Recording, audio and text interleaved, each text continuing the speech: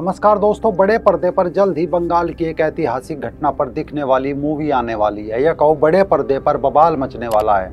इस बवाल में बंगाल के इतिहास में सबसे बड़ी सांप्रदायिक हिंसा देखने को मिलेगी। 16 अगस्त 1940 की दर्दनाक घटनाओं पर आधारित एक फिल्म माँ काली द स्टोरी ऑफ मदरलैंड जल्दी आने वाली है। माँ काली मूवी उन बंगालियों के बारे में है जिन्होंने विभाजन से पहले, विभाजन के दौरान और उसके बाद भी कष्ट झेले। लेकिन इसमें जो मेन चीज है वो है डायरेक्ट एक्शन, जिसके शब्द चिल्लाकर कह रहे हैं कि रेप, हत्या का तांडव, लूट और आगजनी और लगभग 10,000 मौत।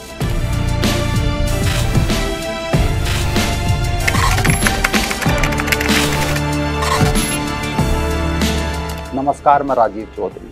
फिल्म माँ काली द स्टोरी ऑफ मदरलैंड में काफी कुछ दिया गया है। एक घोष परिवार के गायब होने की कहानी से लेकर उन घटनाओं में एक घटना को मुख्य रूप से दिखाया गया है जिसे 16 अगस्त 1940 के दिन डायरेक्ट एक्शन डे या ग्रेट कलकत्ता किलिंग कहा जाता है।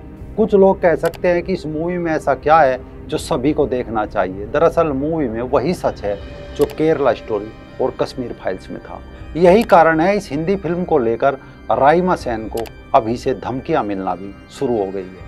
आप समझ सकते हैं धमकियां कौन दे रहा होगा और क्यों दे रहा होगा। शायद वही लोग होंगे जो नहीं चाहते कि द ग्रेट कलकत्ता किलिंग का सच सामने आए, क्योंकि बंगाल में 16 से 19 अगस्त के बीच 4 दिन तक चले बड़े पैमाने पर ये दंगे जिन्ना और उसके कमीने दोस्त कमीना पिट्ठू सुहारवर्दी के हुक्म पर हजारों हिंदुस्तानी मारे गए थे।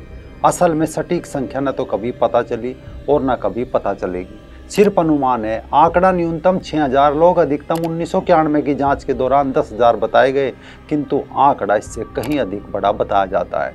ऐसे में मन में सवाल उपज सकता है कि आखिर ये दंगा क्यों हुआ था।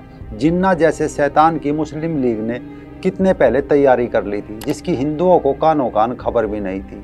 इस नरसंहार की कहानी शुरू होती है एक कमीने शख्स से जिसका जन्म बंगाल के मिदनापुर में एक धनी परिवार में हुआ था। नाम था हुसैन सैयद सुहारवर्दी। सेंट जेवियर्स से लेकर ऑक्सफोर्ड तक में पढ़ाई की, लॉ किया और कलकत्ता में प्रैक्टिस करने लगा। कलकत्ता हाई कोर्ट के एक जज की बेटी फातिमा से शादी भी हो गई। अगले साल एक बेटे का जन्म हुआ, पर फातिमा की 2-3 साल के अंदर ही मौत हो गई और वो बेटा भी जब 20 साल का हुआ तो मर गया। हुसैन अपनी जिंदगी में अकेला हो गया था। साल 1923 में हुसैन सुहरावर्दी ने स्वराज नाम की पार्टी ज्वाइन कर ली, लेकिन जल्द ही इसके मजहब की सनक हिलोरे मारने लगी और 1926 में सुहरावर्दी ने आज़ाद मुस्लिम पार्टी बना ली। अब मजदूरों के लिए लड़ने का नाटक करने लगा। लगभग 36 ट्रेन यूनियन बनवाई। इसमें मछुआरे, रिक्शा वाले, ठेले वाले सबकी यूनियन थी। 1929 के काउंसिल इलेक्शन में बंगाल मुस्लिम इलेक्शन बोर्ड नाम से अलग संस्था भी बना ली और 1937 के चुनाव में यूनाइटेड मुस्लिम पार्टी भी बना ली चुनाव लड़ने के लिए। ये वो दौर था जब देश में आज़ादी का आंदोलन पूरे शबाब पर था। उसी दौरान मोहम्मद अली जिन्ना ने अलग पाकिस्तान लेने का आइडिया सबके माइंड में डाल दिया था। राजनीतिक हालात ऐसे बन गए थे कि बहुत लोगों को हिंदू मुस्लिम अलग अलग लगने लगे थे। हुसैन सुहरावर्दी भी मजहबी आस्था लेकर इसमें कूद चुका था। इसके बाद 1937 में चुनाव हुए। 11 ब्रिटिश इंडियन प्रांतों में सिर्फ बंगाल में मुस्लिम लीग फजलुल हक की कृषक प्रजा पार्टी के साथ मिलकर सरकार बना पाई। इसका क्रेडिट हुसैन सुहरावर्दी की काबिलियत को जाता है। बंगाल में उनका बहुत नाम हो चुका था। 1937 से लेकर 1943 तक वो पार्टी के सेक्रेटरी थे, लेकिन इस दौरान मुस्लिम लीग की ताकत भी बहुत बढ़ गई थी। साल 1942 के भारत छोड़ो आंदोलन के बाद पाकिस्तान की मांग बहुत ज़्यादा बढ़ गई थी। मुस्लिम लीग ने इस आंदोलन में भाग नहीं लिया था। इसके बाद क्रिप्स मिशन से लेकर कैबिनेट मिशन तक किसी में कांग्रेस और लीग की नहीं बनी। धीरे धीरे तय होने लगा कि अब 2 देश बनने निश्चित है। हालांकि उस समय टीवी या सोशल मीडिया नहीं था, तो अलग पाकिस्तान की मांग राजनीति में थी, मुस्लिम नेताओं के दिमाग में थी। जनता में ये विचार इतना ज़्यादा नहीं पहुंचा था। फिर 1940 में देश में चुनाव हुए। मस्जिदों में अलग अलग पाकिस्तान की बात मौलाना करने लगे। इस कारण बंगाल में मुस्लिम लीग जीत गई। 121 रिजर्व सीटों में से इसको 114 सीट मिली। इस जीत ने साबित किया कि अब मुसलमानों के दिमाग में भी पाकिस्तान बनाने का विचार फैल चुका है। इस चीज़ को मुस्लिम लीग खूब भुना भी रही थी। किंतु इन सब के बीच सुहरावर्दी ने एक अलग ही सपना देखा। वो सपना था पूर्वी भारत में मुसलमानों का एक अलग देश, जिसमें पूरा बंगाल, असम और बिहार के कुछ जिलों को मिलाकर इसको ग्रेटर आज़ाद बंगाल कहे जाने का प्लान था।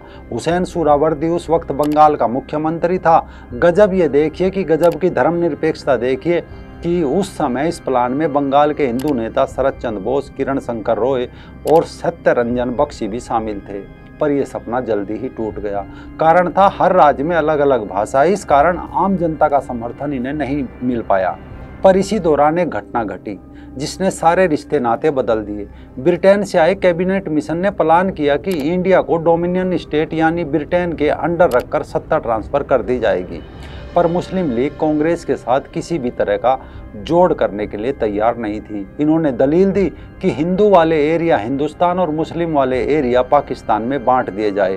कांग्रेस इस बात पर बिल्कुल भी सहमत नहीं थी। जिन्ना नाम का शैतान इस पर पागल हो चुका था।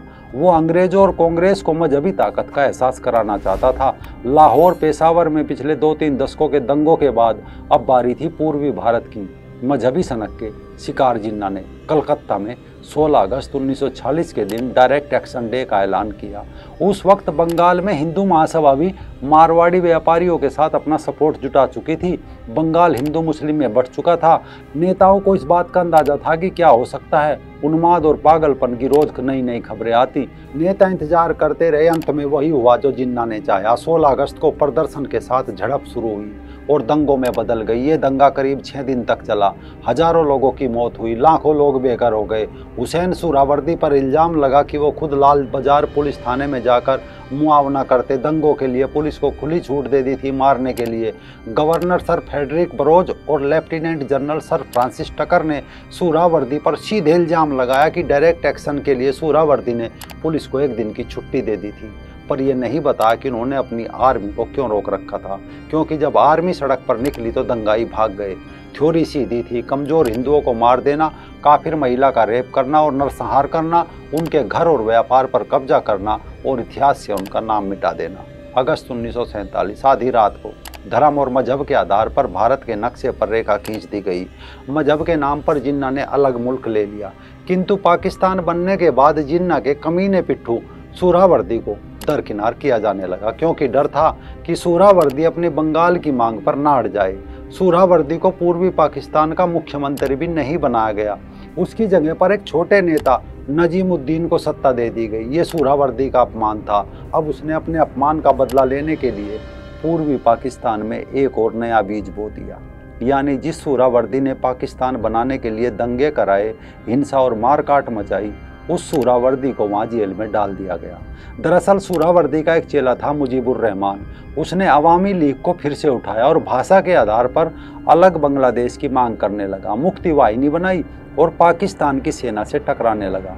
1971 में पाकिस्तान से काटकर बांग्लादेश बना दिया गया। सुहरावर्दी का ग्रेटर बंगाल तो नहीं बन पाया, पर पाकिस्तान जरूर टूट गया।